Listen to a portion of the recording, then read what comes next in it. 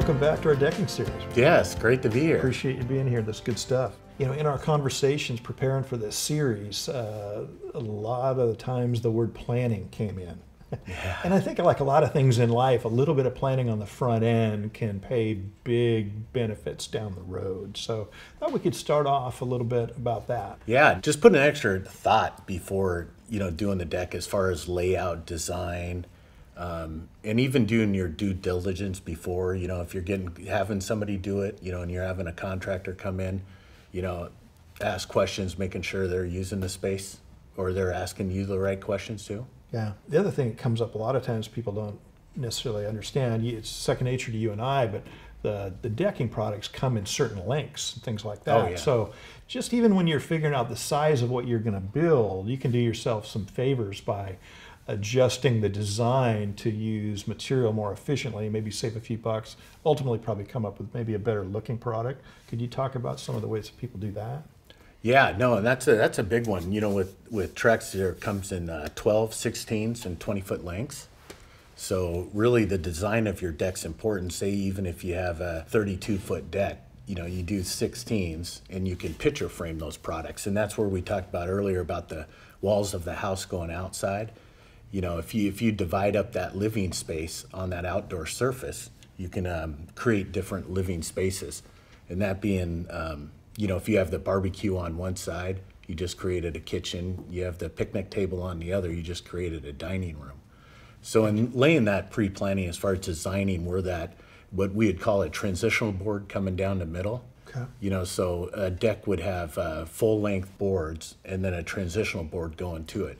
Well, it makes sense. You're right. Because sometimes people, especially if they're resurfacing a deck, they've sort of got a set size. Say it's 33 feet and they wanted to use 16s. Well, okay, how do I get that other foot? Well, like you said, they can do that transition board or that divider board, a couple boards in the middle of the deck, and go with a couple pairs of 16s, or they could put basically a single picture frame around the whole thing and make up that extra foot. So there's a lot of ways to do and save some money rather than maybe wasting 3 or 4 feet by buying a 20 and a 16. So I thought that was a great tip. The other thing you mentioned that I'm sure I was aware of, but I totally fell off my radar, but there's certain categories or series with some of the major manufacturers, like yours, I think is your Tropics board, where it's gotten really evolved as far as the look of the board. It kind of mimics hardwood or hardwood flooring, interior flooring even. And could you tell us about just the best practices of how to handle that on the front end as far as installation? Yeah. Consumers are drawn to that tropical board. So really what it is, it's a black streaking through the product. And with that product, you definitely, anytime you're dealing with pigmentations and patterns, you kind of want to lay them out and see what you got first. So if you're taking them off the bundle of lumber there and you're taking Trex and moving it onto your decking surface and you're just installing, you may run into one product that may have more streaking or less streaking.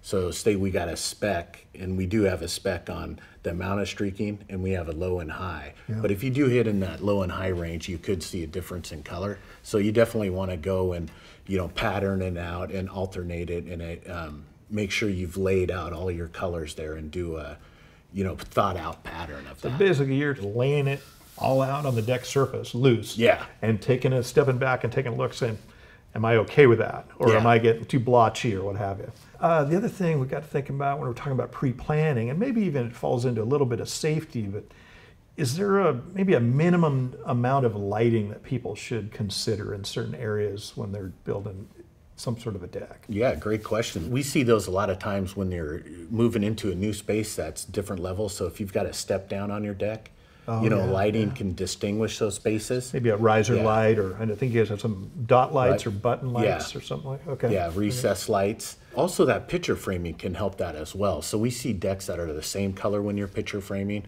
or even different colors.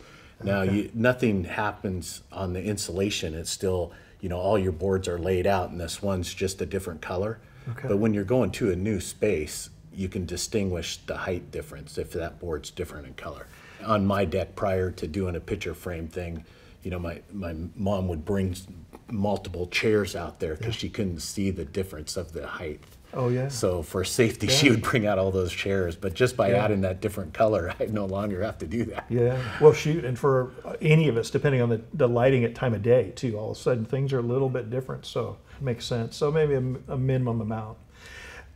You and I chatted about in our preparation a tip from a well-known deck builder. You and I both know Ron Spillers. We've done some work with him.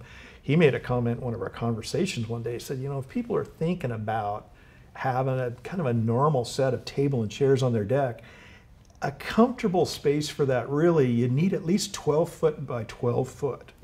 And that kind of caught me by surprise. But I thought, what a great tip, especially if it's a second story deck that's got to have railing, and you're backing your chair up, or people are trying to walk around you with hot food or drinks. So I thought, when it comes to planning on the front end, especially if you're going to have multiple tiered deck and you want a table and chairs, you better make sure one of those sections is at least 12 by 12. Yeah, that's a great example of pre-planning too. Yeah. Just by knowing what you're going to use the space, and really that's maybe part of the due diligence of the homeowner too. Maybe have a conversation with the contractor. If you're using a contractor, that's one of the questions that should be asked. What do you want to use with this space? What do you want to have on it? Do you want to have a hot tub? Do you want to have this? Because you're right, it's got to be able to fit in that space. You can't have a 10 by 10 deck and have a barbecue, picnic table, hot tub. It's just not going to work. And that's why that space is getting a lot bigger too. Yeah. Well, I think the series we're putting together will help just about anybody build a deck structure if they wanted to and had some basic skills. But you're right, a lot of people will hire a contractor. So I think it's important to keep in mind, if they're not asking you pretty much right out of the gate, how are you going to be using this space? Entertaining, kids, do you need gates, safety, what's your goals, things like that. So I think that's a great tip. Yes. A good segment, man. Thank you very much. Appreciate it. Thank you, Jim.